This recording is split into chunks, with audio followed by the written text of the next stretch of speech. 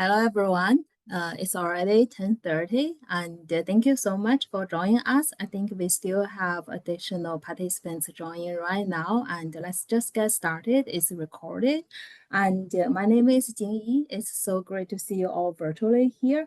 I'm a faculty associate at the University of Wisconsin-Madison, and this is the AAEA virtual session. And the topic of this virtual session is economics and sustainability dimensions of global agri-food value chains, insights, and innovations. So we have 4 fantastic presentations lined up, and it will help us to explore the economic and sustainable dimensions of the global agri-food value chains. And before we begin, it is my great honor to welcome Dr. Chris Barrett to offer an opening remark. Dr. Barrett is a leading scholar in food and agricultural economics, and we're thrilled to have his insights to help set the stage for today's discussion. And Dr. Barrett, the floor is yours. Thanks so much, Jing, for inviting my participation. I'm really eager to hear these talks. I've fortunately had a chance to see a couple of the papers previously, but look forward to seeing them presented and look forward to the others.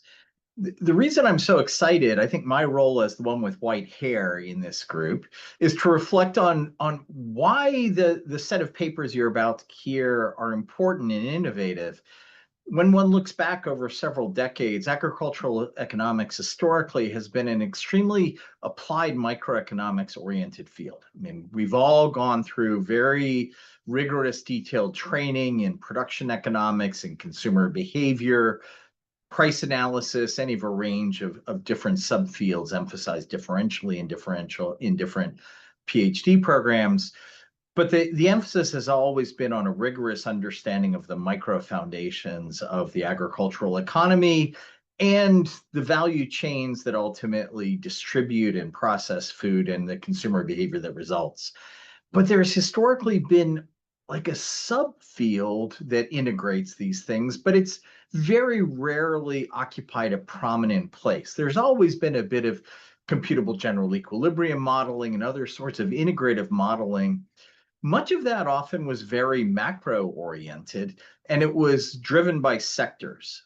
What is happening in the past several years, maybe a decade at most, is thinking about a reorientation to thinking about products and the value chains that bridge from the primary producers who generate feedstocks to the consumers that ultimately consume final product, and then all the externalities that emerge in the process from that primary production through final consumption, including the multiplier effects that originate. But that necessarily cuts across the traditional sectors that guide national income accounting and forces analysts to think about value chains and a slightly different structural analysis of the economy.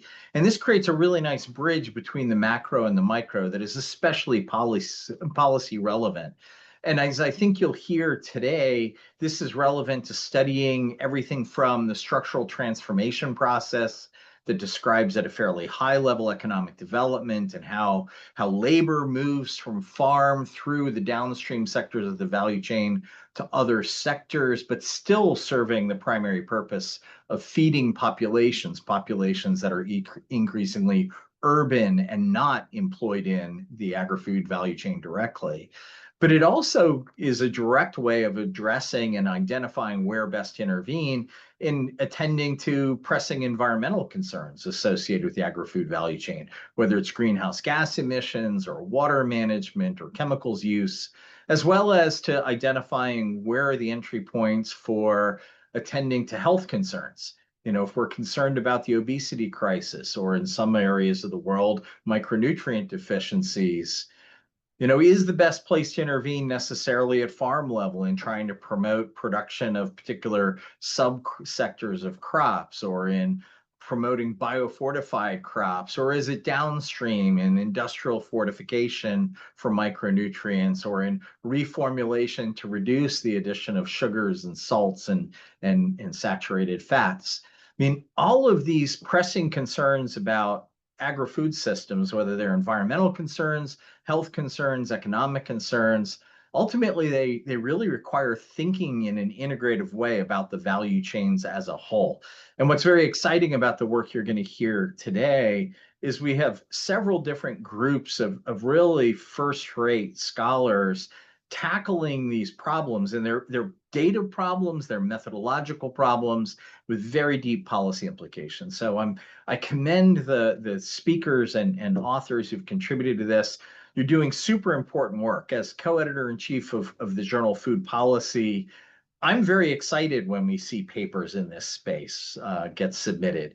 This is innovative and especially policy relevant work.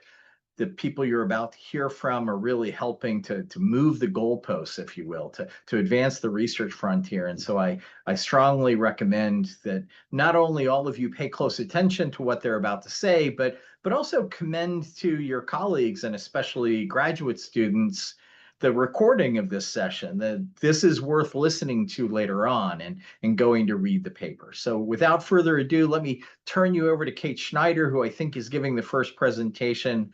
Thank you for inviting my participation, Jing. I eagerly look forward to hearing these papers. Thanks all. Thanks so much, Chris, for those opening remarks and for really setting the scene for this set of presentations. It's my pleasure to be here with you today, and I'm going to share my screen, and I'm just going to apologize. I'm going to present from from a PDF, so it's going to be a little ugly, but I'm stuck on a single laptop screen here. So does that look okay to everyone? Can you see it? My slides? Yeah. Okay, great. So in this first presentation, I'm going to start from sort of, I think, probably the simplest methodological exercise in this set of papers that you're going to hear about today, where we're just trying to figure out this accounting problem of agri-food systems that cut across traditional, as Chris said, traditional categories for system of national accounting. This is joint work with Jing and Chris and several others. I believe Jasmine is also on this call, and all the others that you see here, colleagues at FAO as well. Oops, I got my controls hidden here. Okay. So agri-food systems are essential to every economy on Earth. And here you see just a schematic framework of agri-food systems that just gives us a way to think about how they cut across so many different aspects of the economy and of people's lives that we're going to try and account for. And they include many economic sectors. And the challenge that we're really trying to address here is that they include many economic sectors in full or in part. So agri-food systems are providing income, food, fuel, medicine, among so many other goods and services. They're essential to what it means to be human to us. And so we're trying to think about what's the economic value of all of those different goods and services that we can attribute to agri-food systems. But the challenge that we're contending with here is that official statistics follow these traditional economic sectors. So what you're looking at here is the ISIC classification. That's the standardized system for national accounting. And so you're looking at these main aggregate categories. They have subcategories within them down to a 4-digit level. This is a hierarchical taxonomy. And so what we want to do is identify, even down to those 4 digits, so the sub categories, which of those categories are attributable to agri-food systems in whole or in part. And so this is what we set out to do. And this, to situate this, whoops, I'm going the wrong way. Here we go. I'm a little rusty also. I just came off parental leave, so I'm going to use that excuse. Just to further motivate this, it's not just an accounting and data problem, which of course is interesting to the nerds among us, but it's a very policy relevant problem because transforming agri-food systems is becoming increasingly at the center of a wide range of national and global objectives. So agri-food systems are increasingly prominent in the climate negotiations.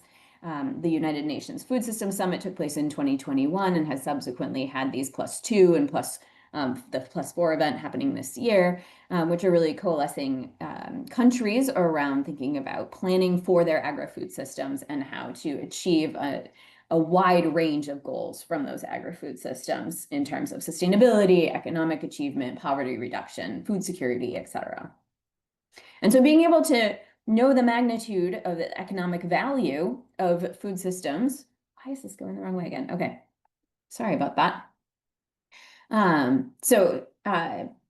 Countries think that agri-food systems and their transformation can help achieve this wide range of goals to which we have all subscribed, and which are inherently important. But we need to know where is the value generated from agri-food systems, where are the leverage points for transformation, and when countries are setting forward these national pathways and proposing certain intervention points, are those the best ones to drive widespread change?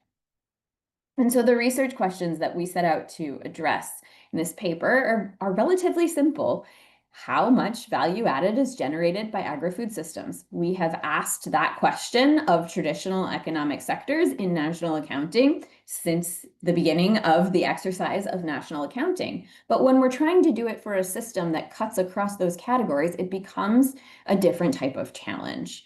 And then going beyond that, we want to understand, we have concentrated in agricultural economics on the agriculture sector. And so we have a lot more empirical evidence of what happens to the agriculture sector in the process of development and economic growth. And we want to know a little bit more about those other parts of the value chain that are beyond the farm gate and how those relate to development and growth.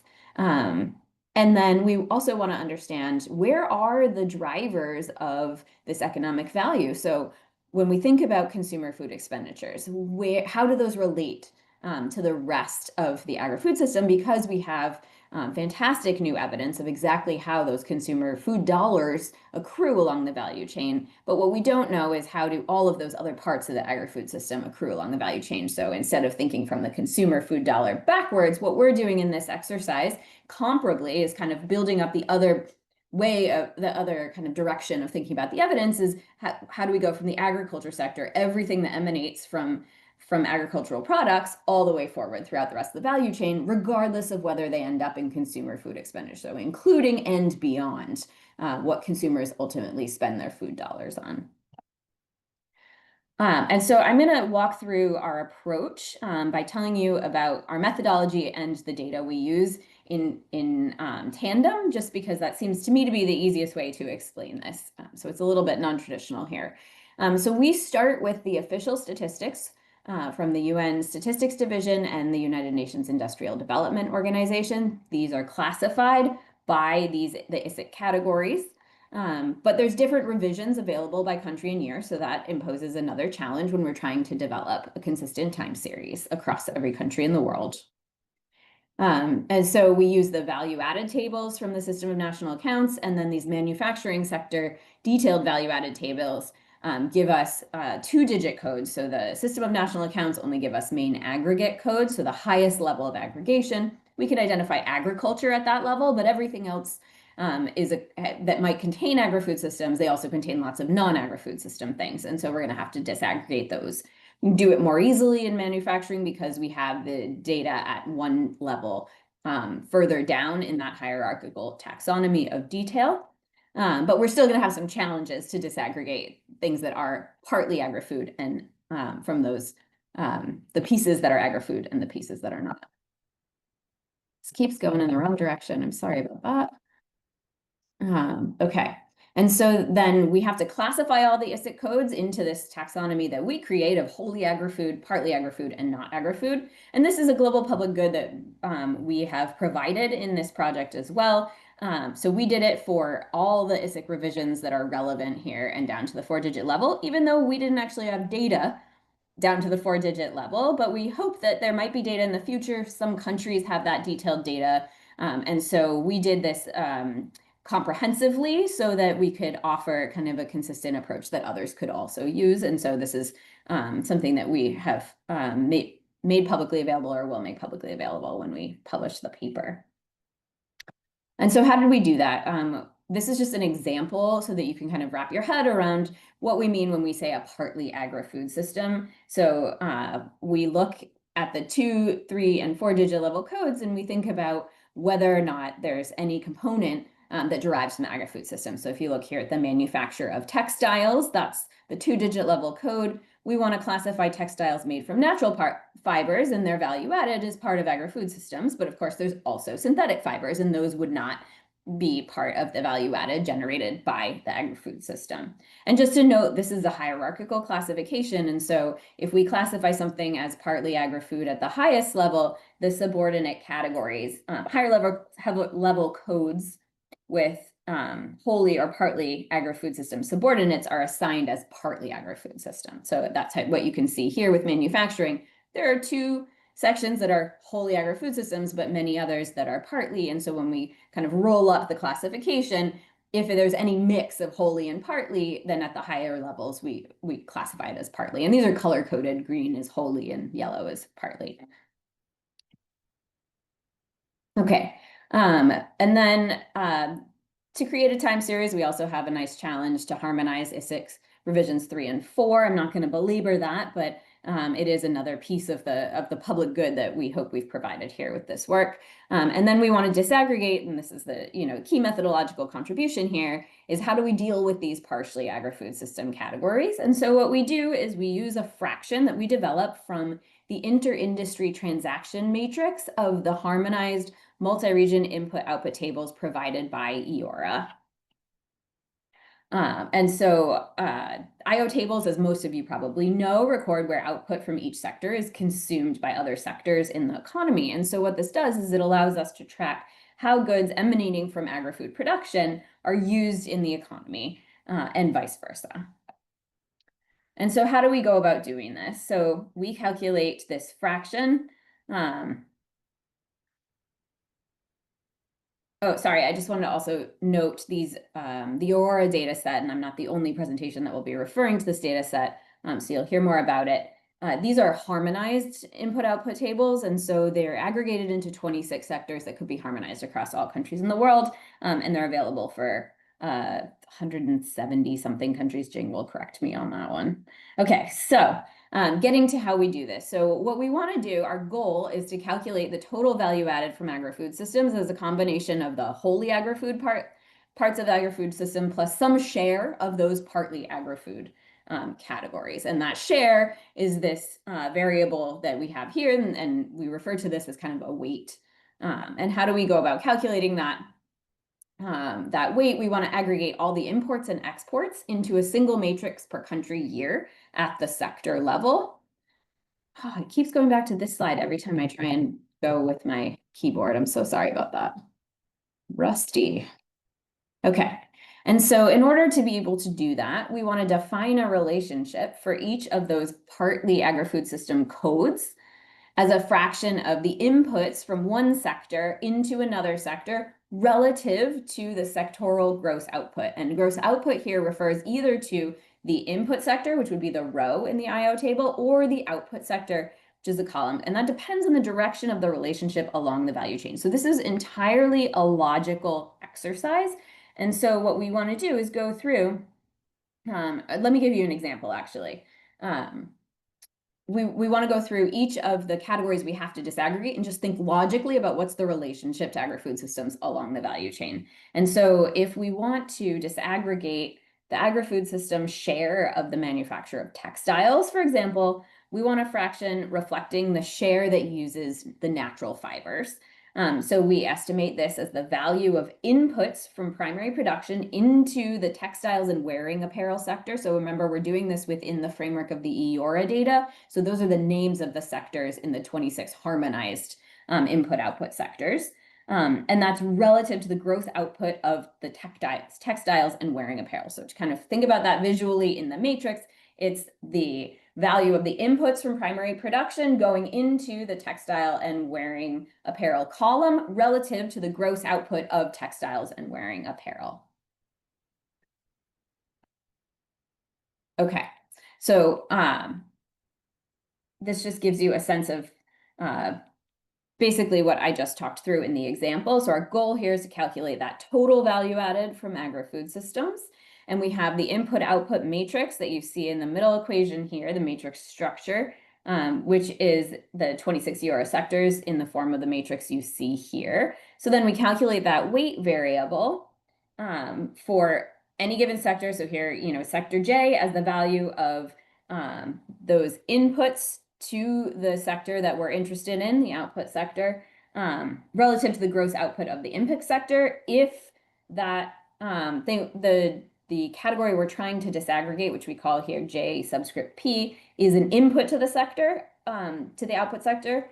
And then relative, if it's, sorry, I'm talking through this and it's just sounding more confusing than probably just looking at the math, but it's about whether or not the category we're trying to disaggregate is an input or an output to the denominator sector. Okay, an example will make this much clearer.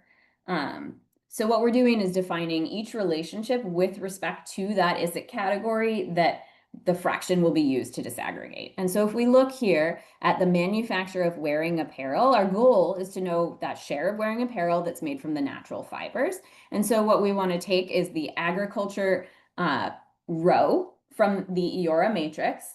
That's our numerator, is the value of agriculture going into textiles and wearing apparel relative to the total output of textiles and wearing apparel. So this is, again, the same example that I talked through a moment ago. Okay. I probably confused you all with my description of the methods because I'm a little tired and rusty here.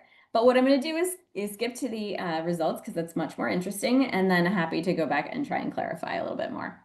But what we found here, so the story really that emerges from our results is that wholesale and retail trade is the largest single contributor at the global level on all continents except agriculture, or sorry, except Africa, where agriculture still dominates.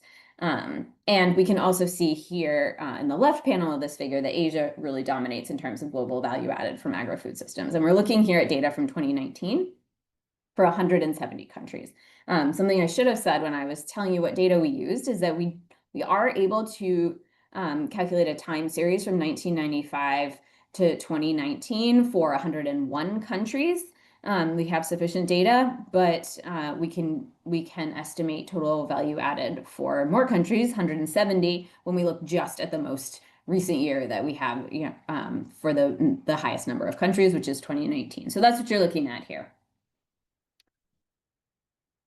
And just to give you like a little bit more of a taste of the specifics in exact terms, what we're talking about here. Oh my goodness, sorry.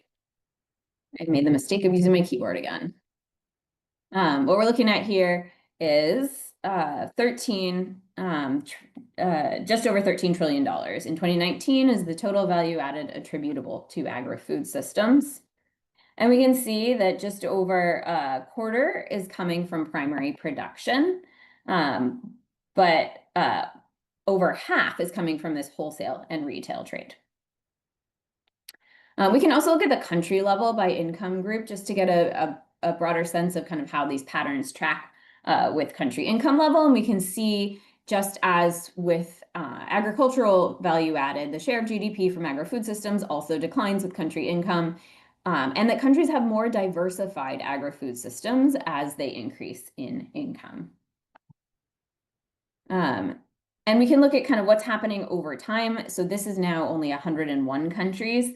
And so when we look at the patterns over time, where we have complete data from 1995 to 2019, we can see the dominant contributor to value added beyond primary production is wholesale and resale trade. So agriculture is excluded from the visual that you're looking at here. So we're just trying to think about what's going on in the rest of agri-food systems. And so wholesale and retail trade by far, that's the teal section of the bars that you're seeing here, dominates, and followed by production of foods and beverages, paper products, wood and wood products, and tobacco. And then we can also look at where this growth is coming from. And so again, over time for 101 countries, most of the growth at the global level has been generated in Asia. So it's really dominating the growth in agri-food systems. So before I conclude here, and I think hopefully I'm sticking very much to time, I just want to note there are a number of limitations here. This was an accounting exercise to the best of our ability with major data limitations, where we have data aggregated in ways that we wish we could have much more disaggregated detail. We had to do a number of things in order to maximize country and time coverage and create a time series. And of course, these data come directly from countries, which is a strength because we are relying on these official statistics as the core data source for these estimates, but those official statistics depend on country reporting capacity, and they're only things that are accounted for in the formal economy. And there are a couple of these partially agri-food system categories that we could identify where we couldn't actually come up with a fraction. And so all of this is to say that we're pretty confident that our estimates would be a lower bound on the total value added of agri-food systems. And so what we find overall is that wholesale and retail trade contribute more value added than any other parts of agri-food systems. And the agriculture primary production, which includes, of course, forestry and fishing, I should have said that earlier, is only about a quarter of the value added from agri-food systems globally. And after wholesale and retail and trade, food and beverage products are the largest subsector, but there's a big difference in level difference between them. High-income countries have more diversified agri-food systems. Nearly all countries, though, have some output value added from the subsectors that are beyond agri-food systems. And just to kind of think about situating this in context of other literature, our finding that primary production accounts for only about a quarter of total value added is very consistent with Jing and Chris and others' work on the global food dollar, which found that over 70% of consumer food expenditures accrue to the post-farm gate segments of agri-food value chains. There's a lot of methodological differences between our approach in this paper and their approach. Of course, there's an overlap in authors in that paper, and so it lends even more value to the consistency of these results that taking two very, very different approaches, we can see very similar patterns in the world's agri-food systems. And so we consider these estimates to be comprehensive, more comprehensive than those prior global estimates, and wholly consistent with the same kind of insights that are emerging. And so overall, what we hope that we've offered here is a bit of creativity to try and deal with these data challenges and to offer some additional data that countries can use to think about the value of their agri-food systems to help motivate some of the changes and identify the key leverage points in the system that could actually achieve those global policy goals around development, food security, climate, to which agri-food systems transformation is being increasingly dependent upon. And with that, I will just say thank you. I'd like to acknowledge again the co-authors, especially Jing and Chris and Jasmine on this call, as well as our colleagues from FAO and for FAO's support for this work. Thanks so much.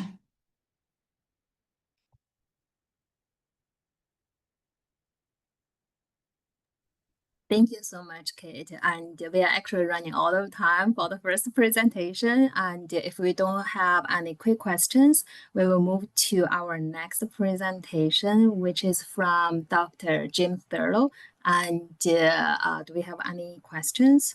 Okay, since I don't have any raised hands. Oh, I do go have ahead, a question, Ying, if you let me. Oh, thank you. It was a really great presentation, Kate, and very interesting. And it was quite pleasant to see the results that wholesale and retail trade contribute to most of the part of agri-food value added. And yeah, I see this connection with the work of Tom Reardon on the revolution of supermarkets, and and I see this revolution every day, especially in Latin America. I was wondering if you can give us a little bit more context of why specifically is wholesale and retail trade adding so much value compared to the obvious things that one will think, compare processing stages that one will think it's the most obvious, right? But actually not. Is this kind of intermediary position that adds most of the value? That's a great question. I don't have an obvious immediate answer. It's something, though, that I would love to think about, and if others have obvious ideas coming to mind for them. I would imagine that it's just the wholesale and retail trade is just enormously more active compared to the manufacturing, where there's probably a lot more efficiencies that have been gained at this point. But that would just be my initial guess. Oh, thank you. Thank you so much for the great discussion, Kate and Alexis. Now let's move to James' presentation. Over to you, James. No, thanks very much. And thanks, Kate. You very much set up the presentation I'm going to give. I'm very much picking up from where you've left off.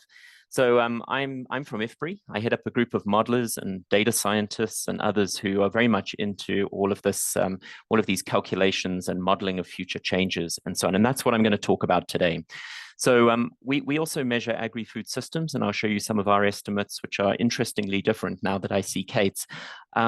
But really what I'm going to focus on is looking at future priorities in the agri-food system. Chris talked about, and Kate mentioned, we need to think of a food systems perspective because we're interested in still in the development issues of poverty reduction, reducing malnutrition, and so on. And so the question is, we have a fairly good understanding of what agriculture's contribution could be, but what about these downstream sectors that Kate has shown to be particularly important? And so that's what I'm going to be looking at now.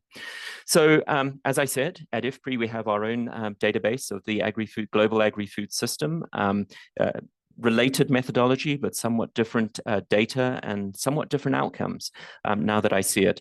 We're also, like Kate, talking, and as Chris mentioned, thinking about agricultural value chains and how they all add up to the broader food system. So we're thinking on the top right-hand side about primary agriculture, crops, livestock, forestries, and fisheries. But we're also thinking about processing, food services, and the trade and the transport that happens in between those sectors, as well as finally the input supply. I think the fertilizers, the energy, everything else that goes into agriculture and processing. And you can see some high-level results from our database. We may be slightly different because we've got slightly larger coverage of lower-income countries. Maybe it's worth exploring, but I don't think too different a take-home message. On the left-hand side, you can see the share of the agri-food system in total GDP at the global level, which is the world on the far left, but then also low-income, middle-income countries and high-income. And you can see the agri-food system in low-income countries is about 42% of the economy, but only 28.5% is coming from primary agriculture. So the off-farm component, even in low-income countries, is quite important. And then you can see how the importance of agriculture and the agri-food system declines, was lower in more developed countries. And you can see on the right-hand side the changing composition of the food system with more and more of the value added happening beyond the farm. And so 2/3 coming from primary agriculture in low-income countries, but less than 20% in high-income countries. The interesting difference, just to connect to Kate, is that we're not finding such a large contribution from trade and transport. Our estimate is around $11.7 trillion in 2021, so we're a little bit smaller, but we have a slightly different methodology and we use slightly different data. But the key thing here is agriculture's importance is declining over time, or is less important in more developed countries. We can also use our historical series to see how the food system has been, and food system GDP and food system employment has been changing over the last 2 decades. A little bit of a complicated diagram. I've made it simpler by aggregating up all the downstream non-agriculture components of the food system, and that's what's shown in blue. And what we've got is we've got GDP and employment growth rates over the 20 years. For low income, lower middle, upper middle, and high income countries. And we've got primary agriculture in gray and those off-farm components in blue. Let me walk you through the results. So what you can see in all the middle income and high income countries, the blue bars are bigger than the gray bars. And it doesn't matter whether we're looking at GDP or employment. The off-farm components of the food system GDP and employment are growing faster than the on-farm, which means we've got that agricultural transformation process that Chris was talking about, movement of workers from farm to non-farm sectors, and also the shift in the economy away from agriculture towards the non-farm parts of the food system. But if we take a look at what's happening to low-income countries on the left-hand side, we see a slightly more mixed result. When we look at employment, we certainly see faster employment growth in those off-farm parts of the agri-food system, even though the on-farm continues to grow. But if we look at GDP, we don't see such a strong faster growth in the off-farm component. So in a way, what we've got is workers exiting from agriculture or being pushed out of agriculture, but without a similar acceleration of non-farm agri-food system growth. What you could call it premature exit from agriculture in some sense. So we've got very mixed results amongst the low-income countries. And so this raises a number of concerns, 3 policy questions that I'm going to look at and try and answer in one way in this presentation. So the first question, and I come from the CGIAR, so it is long held canon in the CGIAR that agricultural growth is the most effective at driving poverty reduction. But we also know, as Kate has showed, and as I have shown, that the off-farm components are growing more rapidly, right? And we've seen fast growth in trade and processing and other sectors. Is agricultural growth still more effective at driving poverty reduction than non-agriculture? And the second question is, how more or less effective are those downstream agri-food systems in reducing poverty and malnutrition? Should we be worried that the agri-food systems linkages to poverty reduction weaken as countries transform? And then finally, should be question 3, not 2, but which sources of agricultural growth within low-income countries should we be prioritizing? We're seeing rapid growth, but without unambiguous transformation in low-income countries. So which parts of the agricultural sector should we be prioritizing in order to accelerate that growth in off-farm agri-food system transformation? So how am I going to answer this? Well, what I'm going to do is I'm going to be estimating poverty growth elasticities with growth coming from different sectors. There are different ways to do this. Some have used time series data. Some have used cross-sectional surveys. Think Luke Christensen on time series. Think Martin Revalian on surveys. I'm going to use models. This is something we maintain at IFPRI. So I'm going to use economy-wide CGE models, like Chris mentioned. And the advantage of these models is just like the data sets Kate's been talking about, and the data sets that we draw on to estimate the agri-food system, these economy-wide models capture all sectors, all workers, all households in a country. And one of the features of the models that we maintain at IFPRI, these RIAPA models, is that they also allow us to track individual level outcomes like poverty, diet quality, and undernourishment, and so on. We're going to run a series of growth simulations where we're going to look at different sectors in the economy, and we're going to accelerate growth in the model in those specific sectors, and we're going to see what it means for poverty reduction, diet quality, and other outcomes.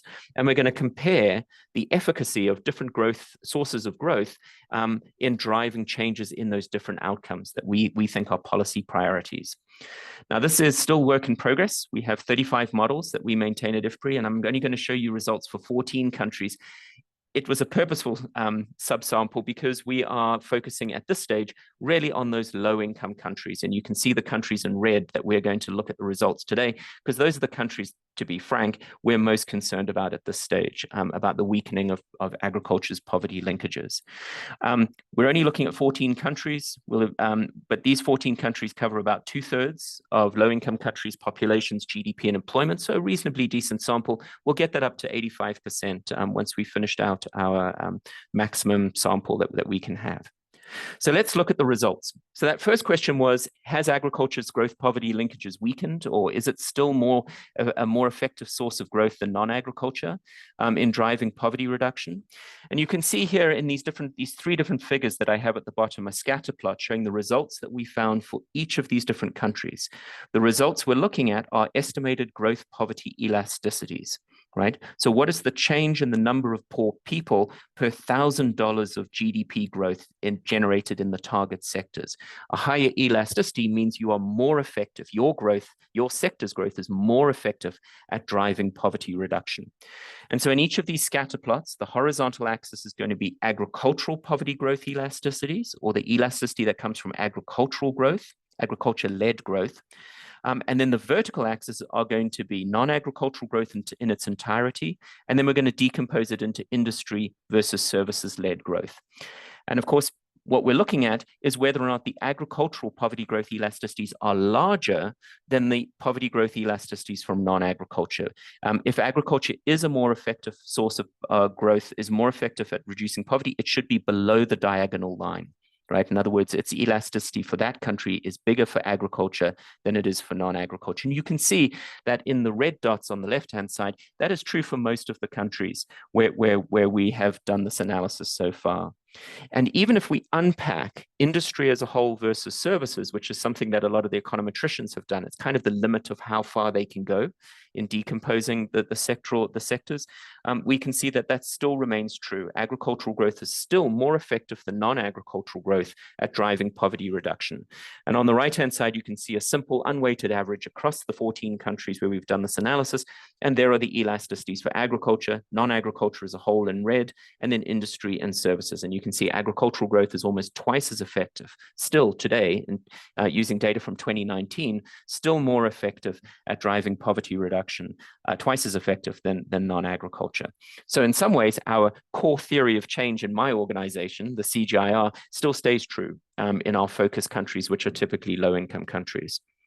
But let's move to the more interesting second question. What if we just look within the agri-food system? Where are the poverty growth elasticities highest? We've always thought that agriculture has the highest poverty growth elasticity, but that's because we haven't estimated or decomposed food processing, trade, food services within the agri-food system. And so we're using the same scatterplot breakdown as we had on the previous slide, looking at agricultural poverty growth elasticities along the horizontal axis. But in the vertical axis, we're looking at processing-led growth, trade and transport-led growth, and food services-led growth, core components of the agri-food system. And you can see that processing-led growth is actually more effective in many of the countries at driving poverty reduction than primary agricultural growth. And that's probably the key finding from this analysis, right? Because we were worried about the transformation beyond the farm, weakening agriculture's linkages.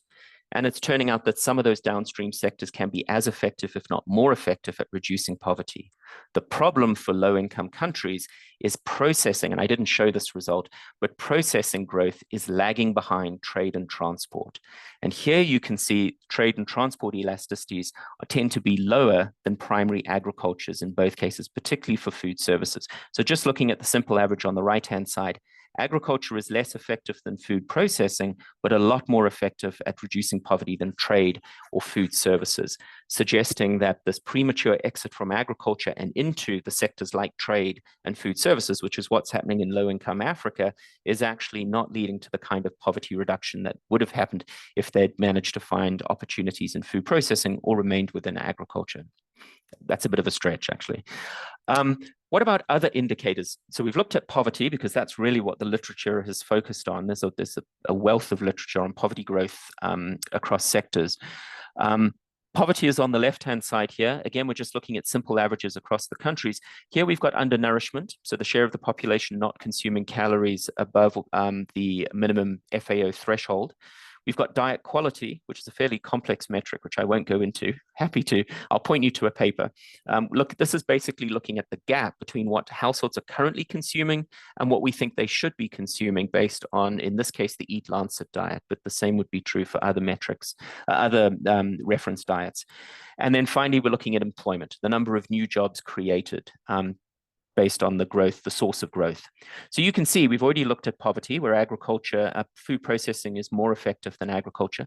The same is true for undernourishment in these low-income African countries. And that is somewhat surprising, except much of the food processing that takes place in Africa within the manufacturing sector that Kate broke down, most of that food processing is actually grain milling. And so there's a strong linkage between processed foods production. And so there's strong backward linkages between growth and processing back to the farmers in agriculture, many of whom are poor. And one of the advantages of faster food processing growth is that it actually addresses one of the major market bottlenecks in low-income countries' agri-food system. So it creates an opportunity that then brings the farmers along with it. Agriculture remains key for improving diet quality. And that's primarily because the main thing, and you're going to see this on the next slide, the main gap for many households, consumption gap for many households in Africa are horticulture, fruits and vegetables. And there is very little processing in Africa, in low-income Africa, of fruits and vegetables. They're largely consumed straight out of the primary agricultural sector. That may change over time, but that explains why agriculture is far more effective. Agricultural growth is still far more effective at improving diet quality in low-income Africa. And then finally, we look at job creation on the far right-hand side, and food processing is more effective at creating jobs in the food system and in the total economy than agriculture, but not by much. So this is quite interesting results for us as we think about what taking a food system perspective means for our strategic priorities. And it's extremely useful within the CGIAR to sort of start breaking the mold of traditional thinking around primary agriculture and farmers being our main constituents for the kind of research that we do.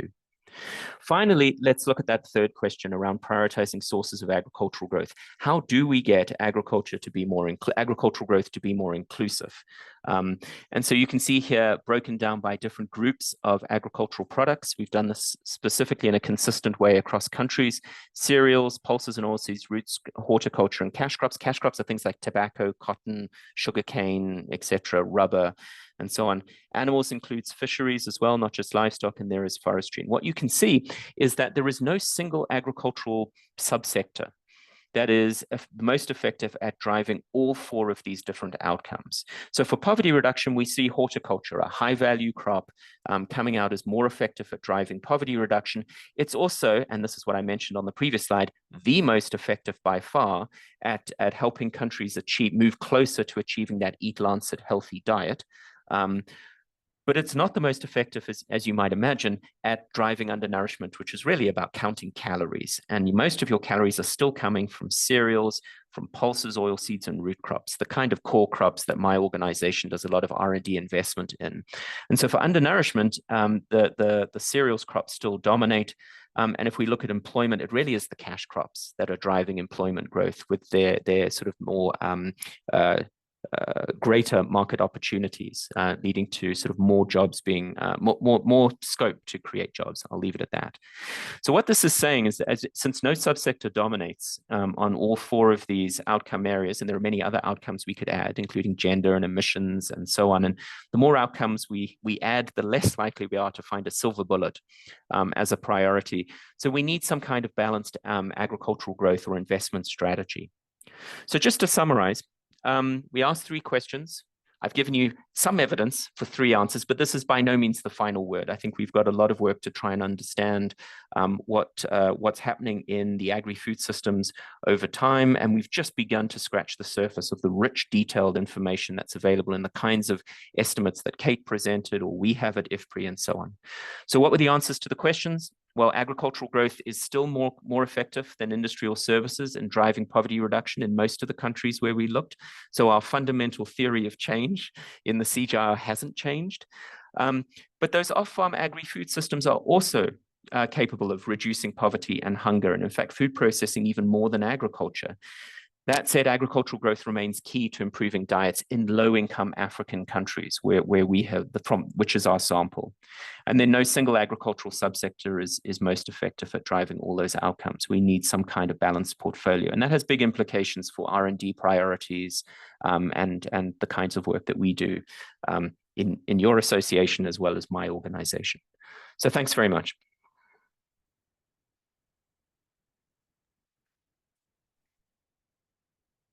Thank you very much, James. You have a question in the chat box from Chris. If you could open the chat box, and we also have Pat.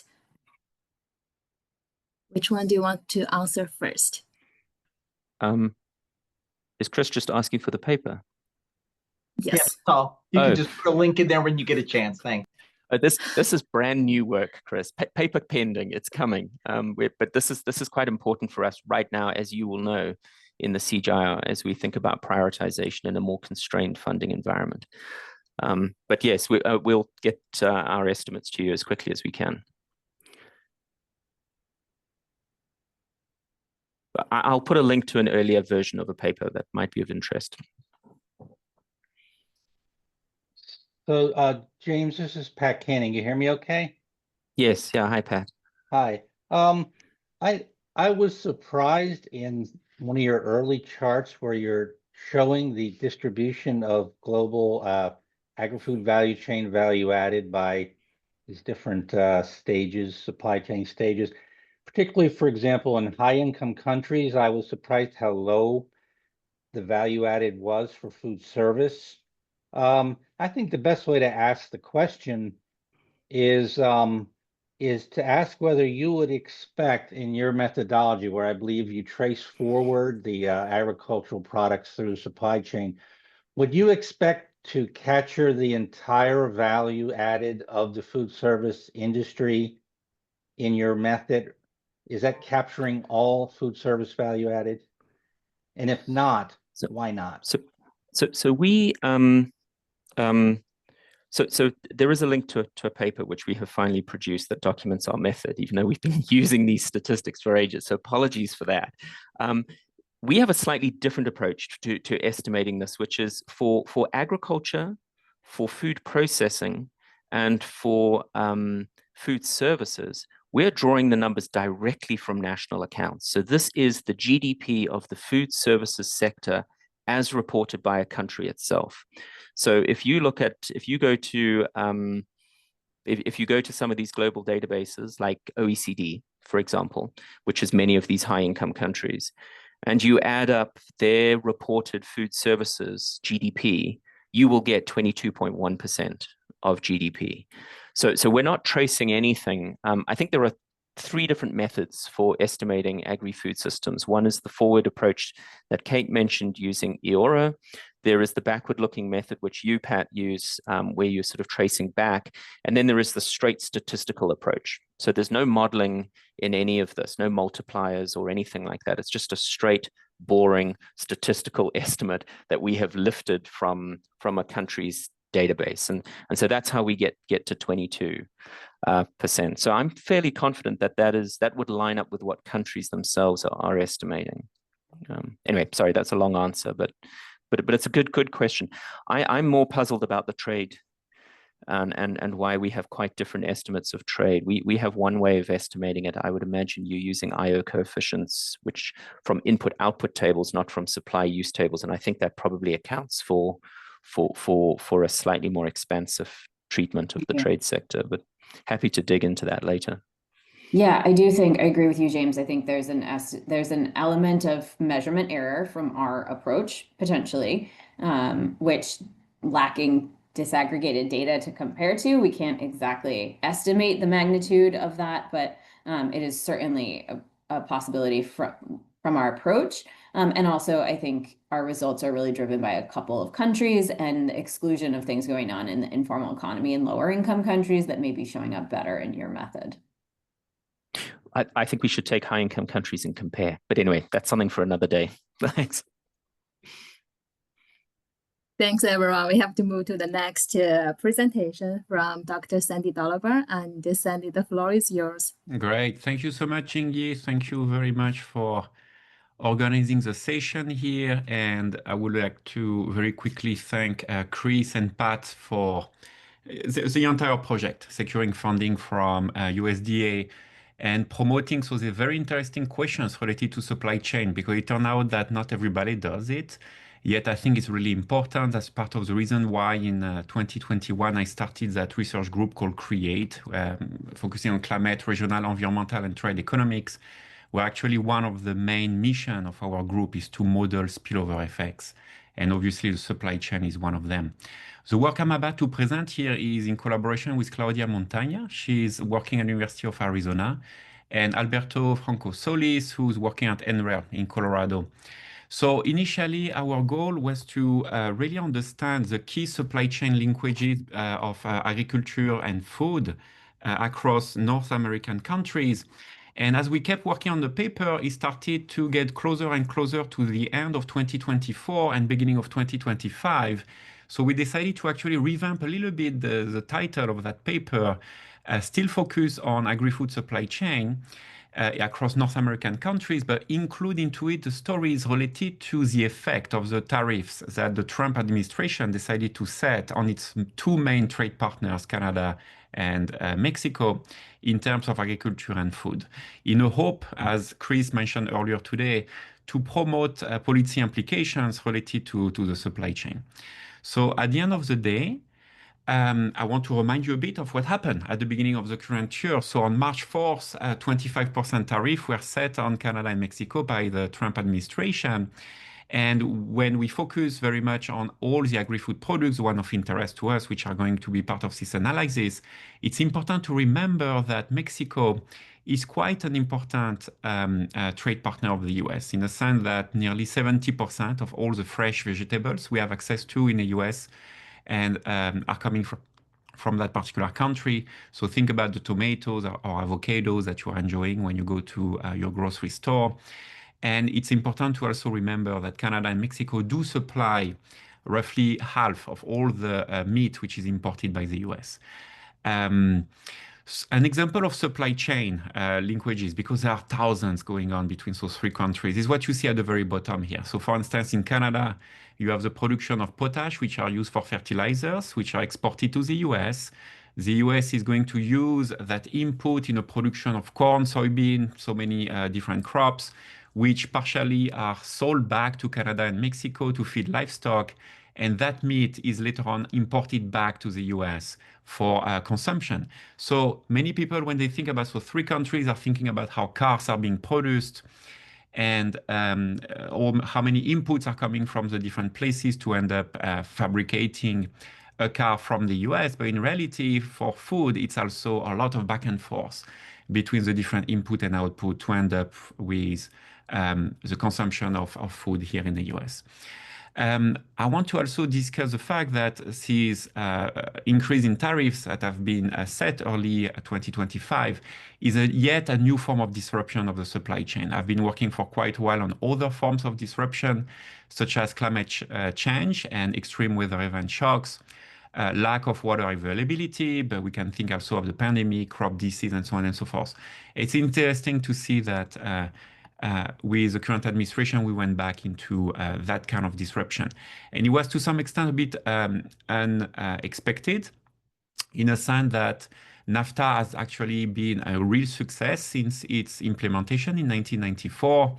If you look at the very bottom here, that table is showing you that the production of agri-food and the trade has increased for all of the countries, but the share which has increased the most for every single of the NAFTA country has been the sale of product to the NAFTA trade partners, much more than the increase in sales at the domestic level or towards countries which are not part of NAFTA in the first place. I want to also remind you real quick that the very first Trump administration had already implemented a bit of a change in 2020,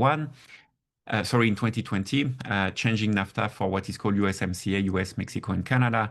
And it was also a form of political leverage that took place. I don't want to go too deep into the details. And the PT, I will say, because this group here in the audience are made of economists, we all know that promoting trade, free trade in particular, is really positive for producers, for consumers, leading to wider consumer base, decreasing prices, and so on and so forth. So it was really a big surprise, I guess, to many people.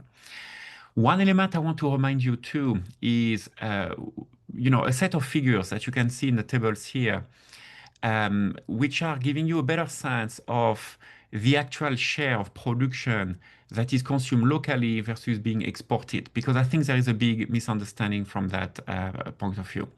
If you look at the upper table here, you're getting a sense of where the food that is being consumed in a particular country is coming from.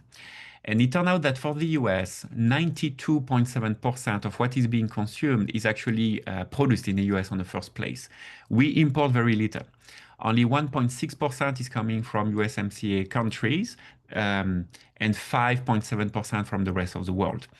Now, of course, that share varies quite a lot by commodity type, but overall, for all of the agri-food, what is coming from the rest of the world in the US is fairly small, around 8%. Canada is to some extent slightly more dependent on the rest of the world in terms of its food consumption. Only 70% or 69.9% of what is being consumed in the country there is from Canada originally. And Mexico is somewhere in between here. When it comes to export, that's also something that many folks don't necessarily realize. And I want to emphasize that those figures are for the entire agri-food industry again.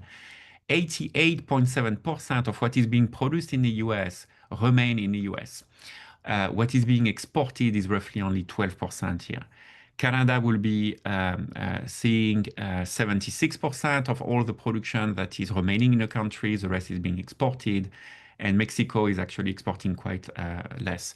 So the point I want to emphasize is that statistics are for the entire agri-food industry. When I present them, quite often I have a huge reaction, more especially from folks who've been working on ag economics and eventually international trade for a while. And the reason why I get quite a big reaction is because they are thinking in terms of specific commodities. It is true that for some specific commodities, as you can see here on the left-hand side, a large percentage is being exported. For instance, food grains or oilseed, which are produced here in the US, more than half of it is going to be exported to the rest of the world. Think about the corn and think about the soybean. The same can be said for some type of products which result from grain milling.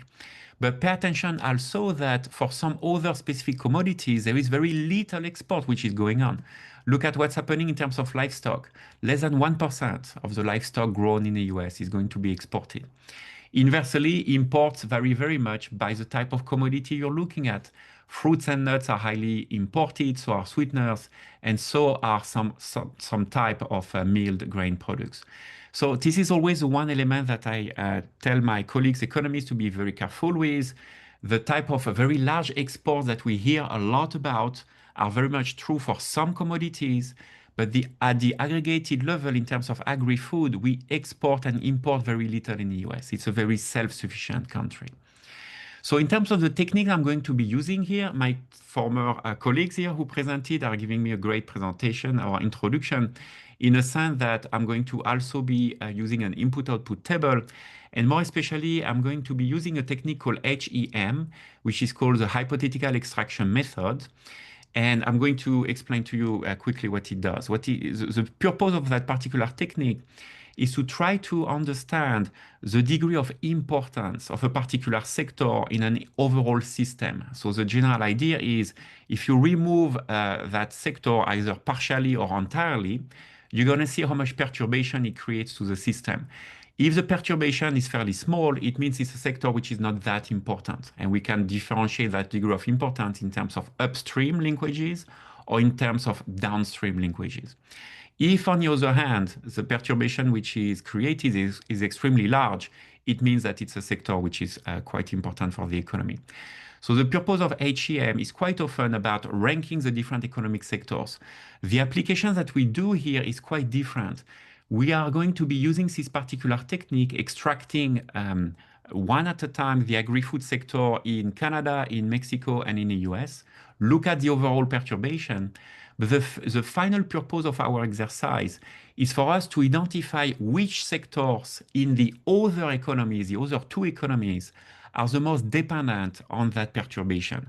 Because our goal was to indicate to the Trump administration that if you suddenly put those tariffs on Canada and Mexico when it comes to the agri-food industry, you are going to discover that several sectors in the US are going to be affected because they are either used as input or are part of the downstream sectors that the agri-food industries of those two countries are relying on. So it's a little bit naive to believe that the US economy is not going to be much affected by implementing tariffs on Mexico and Canada. So here is kind of a symbol or an example of how that extraction looks like. That would be the case in yellow, where I put to 0 the entire column of the agricultural sector of the US. I will run, for instance, the Leontief inverse here on the entire system and figure out how much perturbation is being created. I can do that for each of the economies I'm interested in, for the sectors I care about, and I can also do it horizontally and use a Gauche inverse here as opposed to the Leontief inverse in order to understand that perturbation in terms of downstream sectors. I'm going to be using EORA as was presented earlier. I'm going to be focusing on the sectors of agriculture, fishing, food, and beverages and keep the remaining sectors into the system. And with a big focus here on the USMCA countries, and I will also include the rest of the world to make sure that the entire system is balanced. But my focus is really on the USMCA country. So let me give you an example of what that extraction looks like. Here it is in terms of backward linkages. And you see here, if I remove, for instance, the agri-food sector of the US, where is the perturbation going to be? Well, it turned out that most of the perturbation is going to be felt within the US. You have a sense of which a particular sector will be affected here on the right-hand side in that figure. And the number 1 and 2 sectors are highly affected here will be financial intermediation, because the agricultural sector depends heavily on the insurance system and on the banking system for the purchase of capital and material. And agriculture is obviously a large input for its own sector of agriculture and for agri-food. So we see that the perturbation that will result in Canada and Mexico is fairly minor. If I aggregate those results, 91% of the effect is felt within the US, only 6% in Canada, and only 2% in Mexico. And I'm going to repeat this exercise now, extracting the agri-food sector of Canada, looking at the perturbation within Canada and then the other countries. We see in this case that most of the perturbation is also within Canada, but interestingly enough, in black, you see that there is a US sector that is going to be affected, and that is financial intermediation. You see also that another sector from the US will be affected here. And that is other services, which is basically cafeteria, hospitals, and all the food services associated to those particular sector. The reason why the US financial intermediation sector is affected when we are removing the Canadian agri-food sector is because a lot of the companies which are located in Canada actually belong to US owners, and they rely on the banking industry and insurance industry from the US. The same is true for the case of Mexico. It turned out the most affected sector, if you are extracting the agri-food sector in Mexico, is not a Mexican sector. The number 1 affected sector is financial intermediation from the US.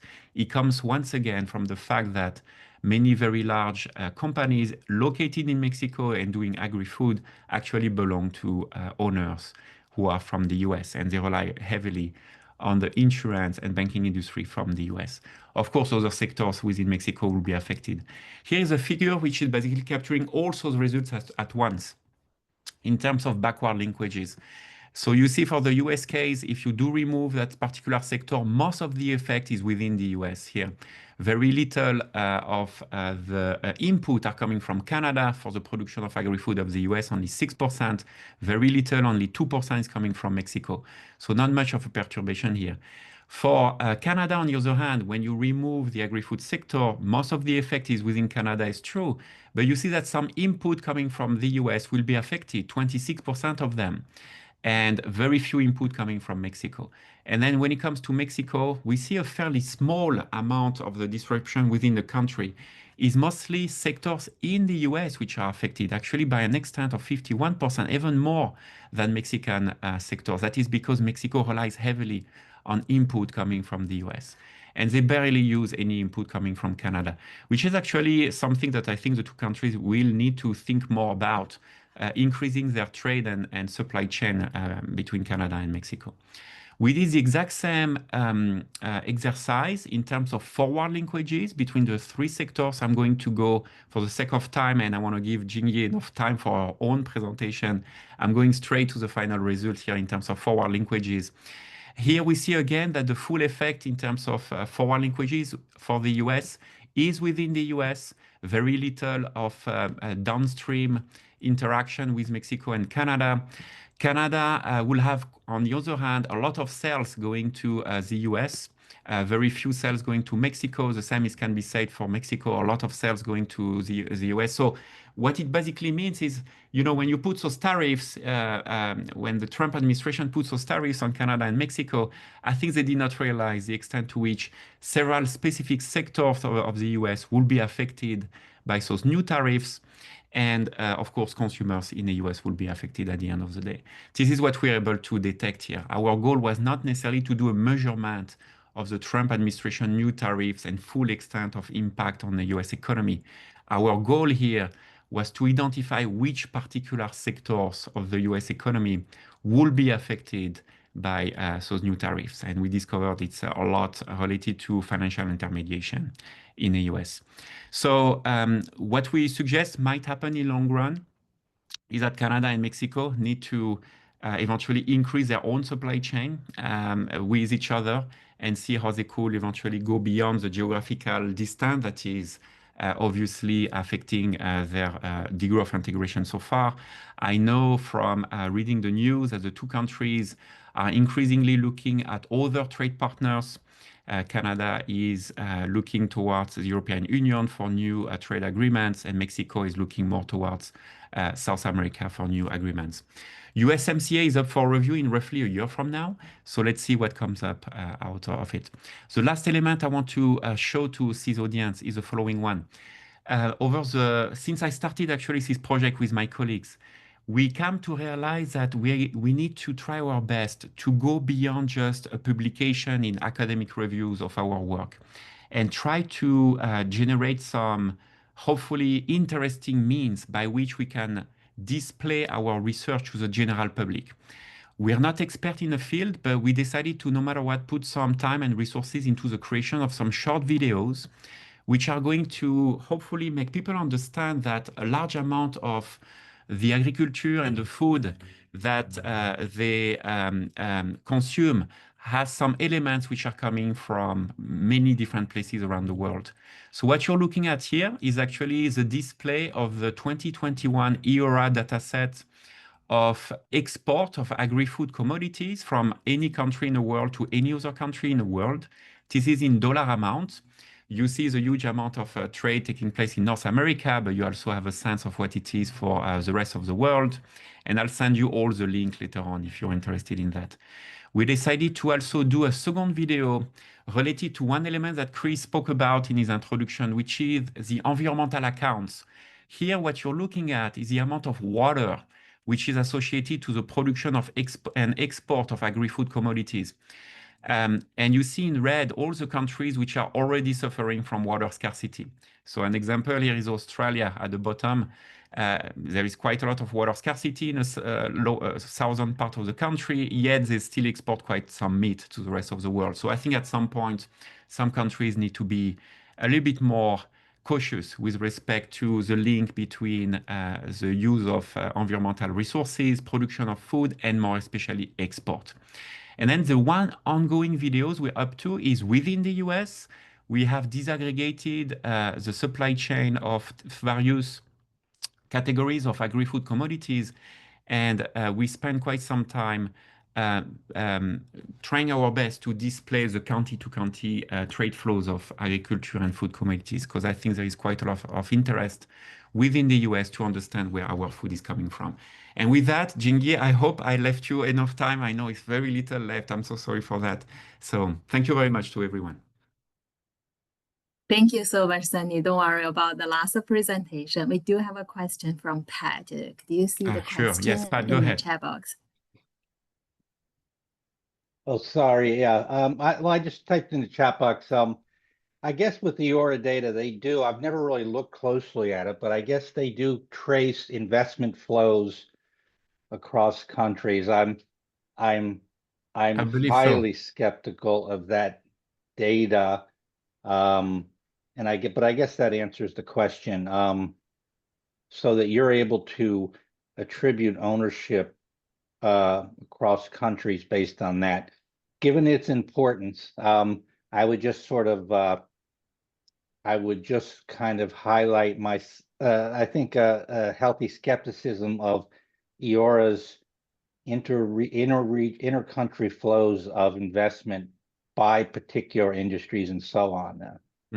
That's the extent of my comment or question there. Okay, now thanks, Pat. I have to admit I did not look very carefully on that particular account. The investment, as you know, will be part of the final demand.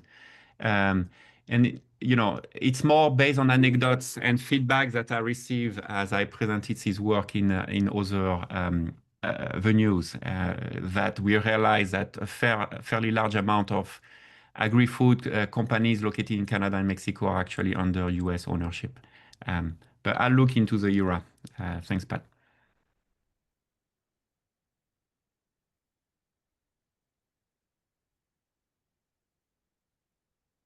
Cool. Without any questions, we'll move to the last presentation. Thank you so much, Sandy.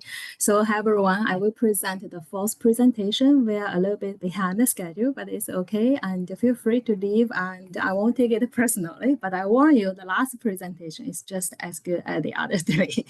So if you missed the early part of the session, my name is Jing Yi, and I'm a faculty associate at the University of Wisconsin-Madison. This presentation draws on our long-term collaboration among the USDA ERS, Cornell University, and UW-Madison. So our team for this research includes Dr. Patrick Kenny, who is an adjunct professor at Cornell now, Sarah Recamp from USDA ERS, who is leading this project now. And both Pat and Sarah are able to join us virtually today. Myself and Dr. Miguel Gomez, professor at Cornell University. So now let's dive into the exciting work we have been developing together over the past several years. So let's begin with the motivation behind this great work. Back in 2010, the FAO defined sustainable diets as those with low environmental impacts that contribute to food and nutrition security and support healthy lives for both present and future generations. This definition highlights an important connection between environmental sustainability and human well-being.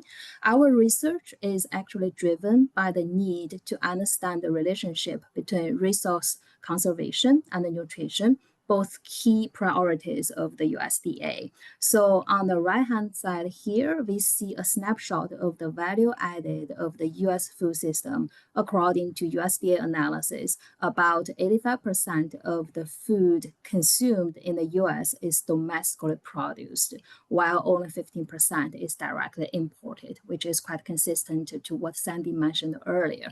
And among the 85% of domestically produced food, 81% of the total value added in the food system is generated domestically, and only 4% of that coming from embedded imports. This tells us that the US food system is largely domestic. And again, this is quite consistent to what Sandy just mentioned. And our goal is to develop a data system and modeling framework that allow us to estimate annual resource use for domestic food production. We break it down by food category, marketing channel, and the supply chain stage, providing a more nuanced view of where and how resources are being used. And by where, I mean where along the supply chain the resources are used. So we aim to answer a fundamental question: what are the resource requirements of meeting food demand in the United States? To the best of our knowledge, this work offers the most detailed and up-to-date estimates of resource use across the US food systems. So now let's take a look at the overarching research question that guide our research. So first, we ask which resources and materials are used to produce the commodities and the products that make up different components of the current American diets. And second, among the many ways Americans could align their diets with dietary guidelines, what diets are most likely to be chosen on average? And this question helps us connect nutritional preferences with real-world feasibility. Third, we explore how the current food system would need to change its use of natural resources if consumer diets shifted. What would it take in terms of water, land, energy to support different potential diets? And finally, if healthier diets become more widely adopted, how will the food system need to adapt? And just as importantly, how might these adaptations influence consumer food choices in return? So together, those questions help us bridge nutrition, sustainability, and food system design. So before we move forward, I would like to clarify two key terms we will be using through the presentation. One is resource use, and the other is domestic food production. When we talk about resource use in the project, we are referring to materials flows, that is the inputs required to produce food. Currently, the estimations include employment, both full-time and part-time jobs. They also have energy measured in BTU, and they have water, freshwater withdrawals. They measure water use in million gallons, and they also have greenhouse gas emissions. They account for both direct and indirect resource use. So the direct resource use refers to the resources used by major supply chain industries themselves. And the indirect use include the materials used by upstream industries that support those supply chain stages. Now turning to the second concept, the domestic food production. So this refers to all feed and food produced for U.S. consumption. Importantly, it excludes agricultural production for fiber and fuel, since our focus is strictly on food-related uses. And they include imports once they have entered the U.S. at the point of unloading. So this list here shows the unique marketing channels and commodities included in our model. The bolded terms represent marketing channels and the unbolded terms refer to commodities. We have food at home and several different commodities in this channel. We also have food away from home, soft drink at home, etc. So over here, we summarize the 8 different marketing channels, and we also disaggregate the analysis by 15 major supply chain stages. 8 of them are listed here as examples. The supply chain stages help us track resources used from the very beginning, starting from agribusiness, crop production, livestock production, all the way to the end with home kitchen operations. We also track those flows annually, which allow us to monitor changes over time. On the right, you can see a preliminary figure from our 2022 estimations. It shows how resource use, including employment, energy, and water, is distributed across different supply chain stages. And for employment, over 50% is used in the food services stage. And for energy use, the distribution is more spread out, but food processing, food service, and household food preparation account for a large share over there. And for water, it shows a different picture. Over 70% of total water use is in the primary production stage, which is crop production. So this figure highlights how different resources are used at a different points in the food supply chain, something that is important to understand when evaluating sustainability or marketing or making policy decisions. So here are some of the key findings of our analysis. First, we find that food system is the largest employer in the US economy. This highlights its central role, not just in food production, but in overall job creation. Second, over half of the energy used in the food system comes from electricity, reflecting the system's high dependence on the power grid. Third, more than 1/3 of the nation's freshwater use is linked to the food system, primarily at the crop production stage.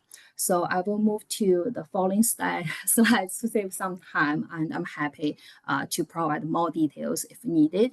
So now let's take a closer look at each resource. The first one here is employment. This slide shows the distribution of the US food system employment by supply chain stage from 2017 to 2022. Employment is measured in millions of full and part-time jobs as shown over here. So the large blue bar at the top represent non-food system employment, and the colored segments at the bottom represent employment within the food system, broke down by supply chain stages like farm production, food processing, wholesale, retail, etc.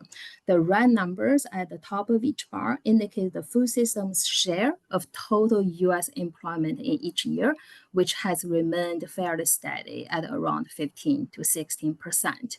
And when we excluded food service, energy, and finance, legal, advertising support, the core farm-to-kitchen workforce makes up about 7% of national employment. So this figure highlights the critical role a food system plays in the US economy, not only in producing food, but also as a major source of employment. And this is the next resource, water use. So this slide represents 2 views of US freshwater use.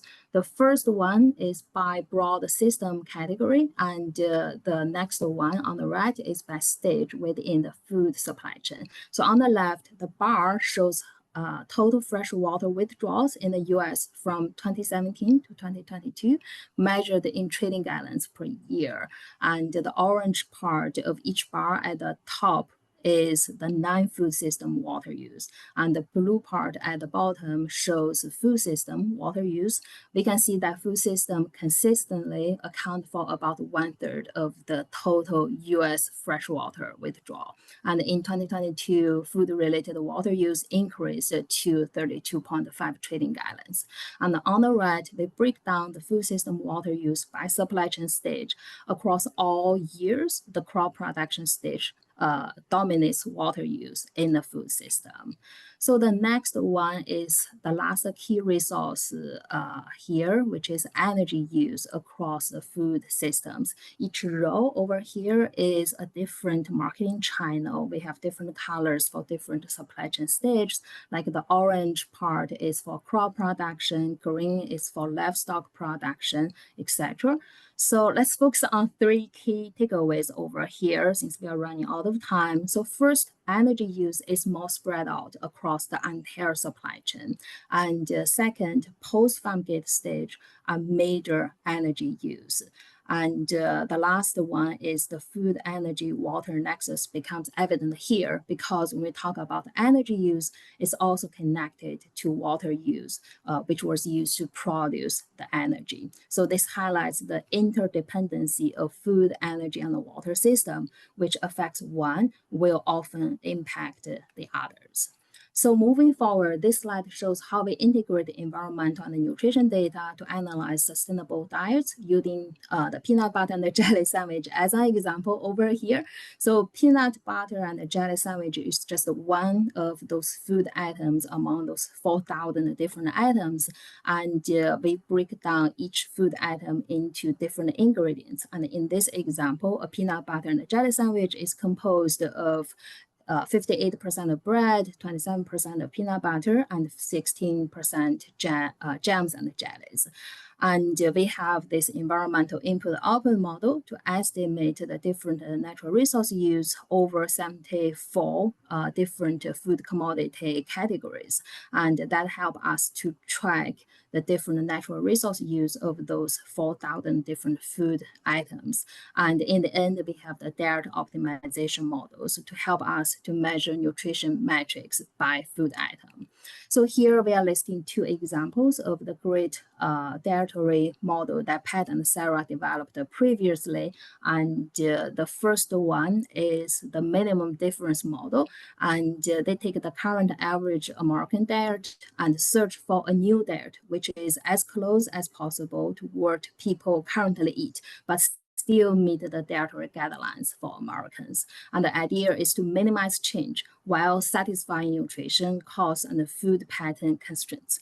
And on the right, that is a different model that Pat and Sarah developed. They called it minimum resource model, which refers to as efficient, healthy diet. This model finds a diet that minimizes total food system resource use and the resource intensity of each food was applied in this model. So together, those models help us explore the trade-offs between dietary similarities and environmental efficiency. So this is some background slides. I will skip those 2 slides due to the time constraint, but here we have highlighted the resource use trade-offs of shifting from the baseline American diet to a healthier one aligned with the dietary guidelines for Americans. So this one shows us with different scenarios, we probably could reduce agricultural land use by 3%, fossil fuel energy use can be reduced by 3%, fossil product use can be reduced by 9%, but the freshwater use could be increased due to the increased consumption of water-intensive food like fruits and vegetables. So over here, those examples shows us the importance of understanding these interconnected systems. And this is another example of greenhouse gas emissions when we have different data plans. So I will skip this one and briefly introduce another example that we developed. So here we use strawberry production as an example. We actually estimated the county level production of highly perishable fresh produce, and strawberry is one of those key commodities. From there, we estimated monthly irrigation water use. The top map shows estimated monthly irrigation water use for strawberries. California and Florida are the two major strawberry producing states. So we focus on those two states in the example. The bottom map displays the water stress index, which was estimated by our Argonne National Laboratory. So the comparison of the two maps revealed that California requires significant irrigation water for strawberry production in August, and many of those countries also experience high water stress. So this example highlights that the food, energy, water nexus analysis isn't just about how much water is used, it's also about where and when it's used. It reinforces the importance of understanding the nexus from a systems perspectives. And this is a major effort we have been taking since 2017, developing an integrated system to better understand the complex interactions among food, energy, and water. So this is about the last slide. The development of resource module started back in 2017 when Pat and Sarah started to analyze diet and energy uses in the food system. And from there, we added water employment, greenhouse gas emissions. And since 2022, the work has expanded further, led by Chris and others. We have applied the system to analyze global value chains and the UN Sustainable Development Goals, climate goal trade-off, and even integrated to a CGE model. So that wraps up my presentation. And thank you so much for being part of today's virtual session. I hope this work contributes to our collective understanding of the economic and the sustainability dimensions of global agri-food supply chains. If you have any questions or would like to connect further, please don't hesitate to reach out. My contact information is on the screen over here. And thank you so much for your attention. Let's open the floor for some additional questions and discussion. Thank you.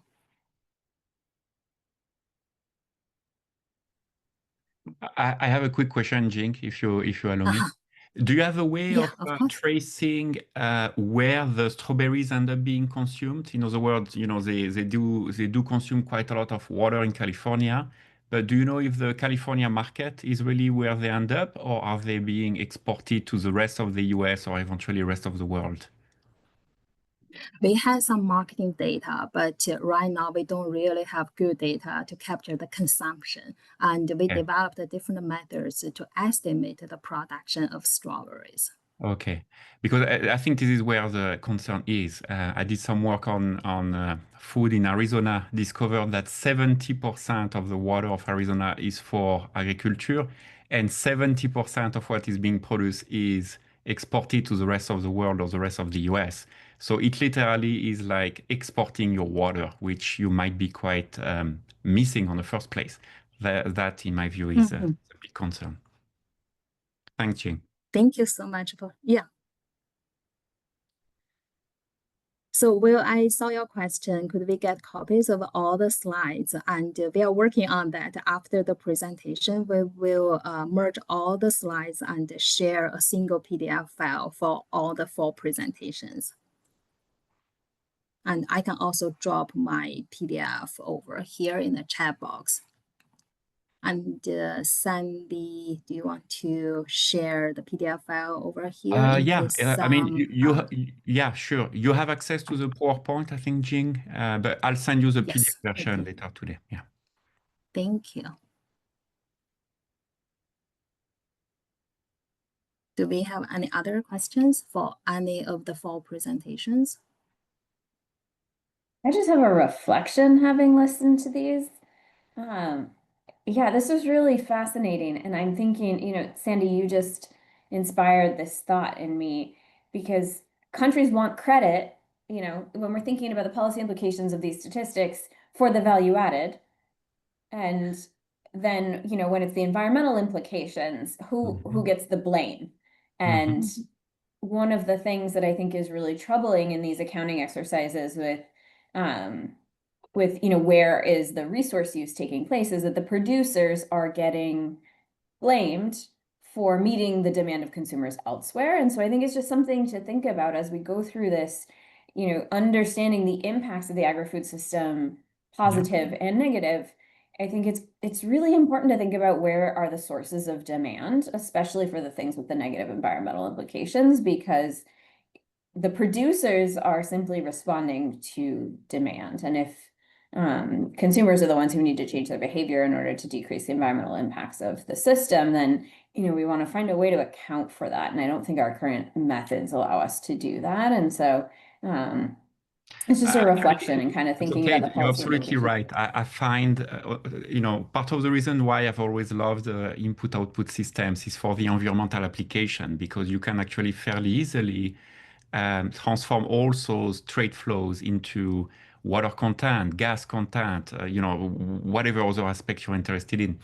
There is some fantastic work by Manfred Lenzen out of Australia, which is actually trying to understand who to blame for like you said earlier, the use of water associated to the production and the export and finally consumption of those products.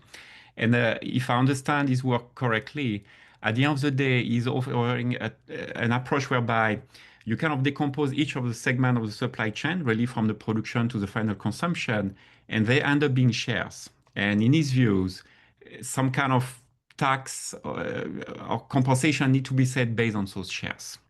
Because as you said earlier, we cannot blame entirely the consumers, we cannot blame entirely the producers.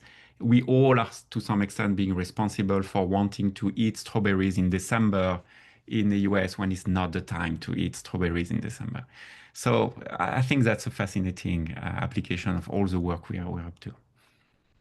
I think too, like I'm out of my lane on the environmental implications, because that's really not my expertise. But I think when we extend this to thinking about flows of nutrients and nutrition, you can make the same argument. So we need to think about, you know, who's responding to demand, where are the sources of, you know, the nutrients most needed, and how those relate to the environmental resources. Because horticulture, I think, is, you know, super important for nutrition, and also same with livestock. You know, the major contributor to resource use. And so I think that's another extension, thinking about James's applications to, you know, meeting diet quality, meeting need for calories, undernourishment. We can start to think about these trade-offs in a much more nuanced way when we bring some of these exercises together. And I just think that's really fascinating. Jane, I think we need to thank you for organizing everything, keeping us on track, on time. I think it's fantastic. And Chris and Pat, of course, for, again, bringing all those groups together. I don't know what form of follow-up there could be, but I would be very happy if we see some kind of special sessions coming up in different venues out of this, because there are not that many of us working on supply chain questions applied to agri-food. So I think hopefully we find a way to keep connected to each other.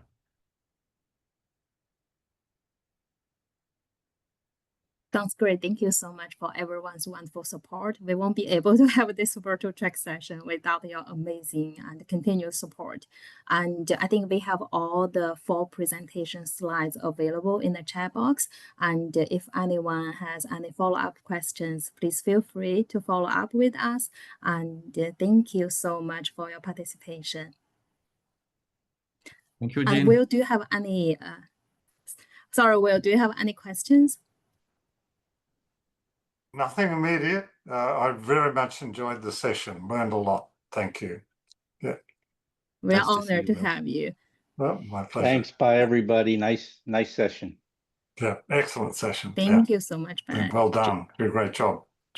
Jeremy's hand is up. Sorry. Hi, Jeremy. I couldn't let it go. I had a question.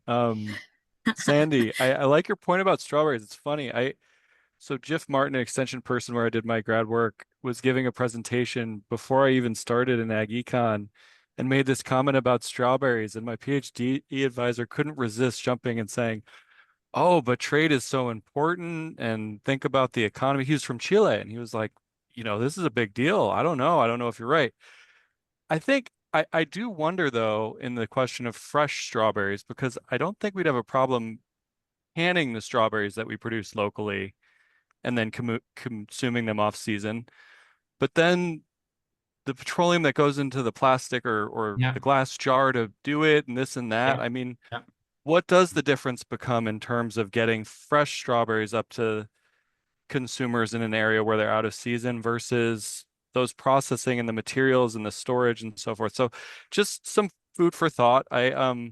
Because this was really sort of my entry. I think that's kind of when I fell in love with Ag-Econ, was thinking about kind of these questions and whether or not our context can be tweaked to gain a different perspective. And I think, these sessions were just incredible in offering a wide variety of how we think about global agri-food systems and the roles of the different sectors that interface with food production and delivery to consumers.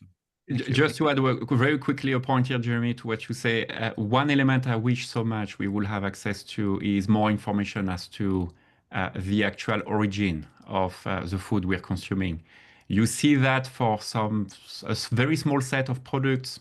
For instance, here in Illinois, where I'm at, I do know that the lettuce we're eating is actually locally grown. But beside that, we have no clue. And we even don't know the environmental impact associated to the food we eat. As you indicated, there is more than just the water, the plastics matters too. I would love very much to see further that movement called eco-labeling being pushed. Eco-labeling will basically indicate that as you are purchasing a product, you have a better sense of the CO2 or water content associated to that product. And then it's up to you to decide, am I willing to pay a little bit more because I want to respect the environment or not? Giving consumers more freedom at the end of the day. Yeah, so hopefully we can push in that direction. Okay, I better get going. I have another meeting coming up soon. So thank you all. Very nice to meet you all. And Jing, again, thank you so much for organizing this. You've done amazing as always. Thank you, Jing. Thank and you everybody. so much, everyone. Thank Bye. you, Talk Jing. soon. Thank you, everyone.